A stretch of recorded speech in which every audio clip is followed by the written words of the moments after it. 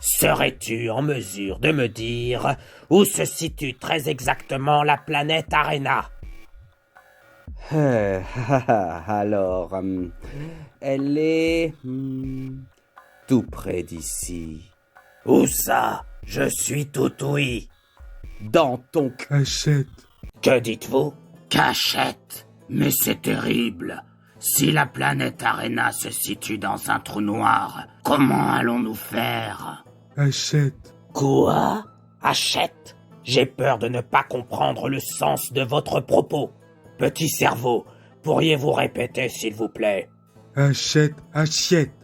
Je pense avoir décodé son message. Achète, assiette. Notre ami ici présent nous recommande d'acheter des assiettes durant notre voyage. Pectoraux, si c'est pour dire des âneries, il vaut mieux que tu fermes ta gueule. Petit cerveau, pourriez-vous répéter encore une fois? Articulez, s'il vous plaît. Assiette. Psst, petit cerveau, regarde, c'est une carte de l'univers sur Google Maps. Indique-moi où est la planète Arena. Ici. Bien, ouvrez grand vos oreilles. Je vous explique comment se rendre sur la planète Arena. Tout d'abord, vous allez partir tout droit, en direction de la Lune. Lorsque vous l'aurez atteinte, vous allez tourner à gauche et vous diriger vers la planète Mars, reconnaissable par sa couleur rouge. Il s'agit en fait d'un repère pour vous aider. Vous continuerez votre route jusqu'à atteindre la ceinture d'astéroïdes. À partir de là, il faudra bien observer les comètes et les météorites pour repérer la deuxième sortie à gauche que vous prendrez jusqu'à l'arrivée devant la planète Saturne, que vous reconnaîtrez facilement avec ses nombreux anneaux. Il vous faudra ensuite prendre la troisième sortie à droite. Vous continuerez tout droit et passerez entre Uranus et Neptune. Après quoi, vous tournerez à gauche pour prendre la ceinture de Kuiper. Il y a beaucoup d'astéroïdes et de planètes naines, dont la célèbre Pluton. La planète Arena se situe juste en face de Pluton. Bon courage. Pectoraux, tes explications m'importent peu. Ce que je désirais obtenir, c'était les coordonnées précises de la planète. Assiette. A7. Très bien.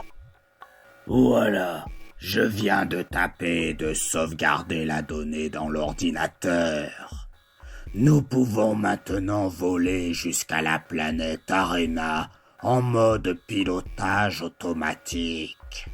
Merci, petit cerveau. Mes explications étaient très claires, comme de l'eau de roche.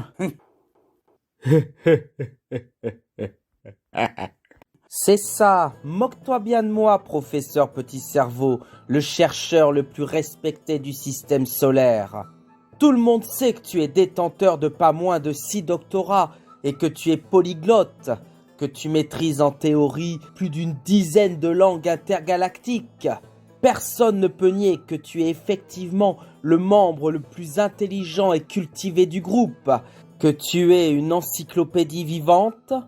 En attendant, avec ta morphologie faciale et ta diction altérée par tes nombreux crocs, personne ne pige que dalle de ce que tu dis. Ha ha ha ha. Tu vois, moi aussi je peux me foutre de toi. Tu as le QI d'une huître. Hein? Qu'est-ce que tu baragouines? Attends, petit cerveau, ne t'éclipse pas. Je n'ai rien compris, mais j'ai bien calculé à l'air grave que tu as pris en me parlant qu'il s'agissait d'une information déterminante et d'importance capitale pour notre aventure. Me méprendrais-je? Je t'en prie, petit cerveau, ne fais pas ta tête de mule. Fais demi-tour et reviens partager avec moi cette révélation qui pourrait bouleverser, chambouler notre mission. Je dois être mis au courant. Oh zut,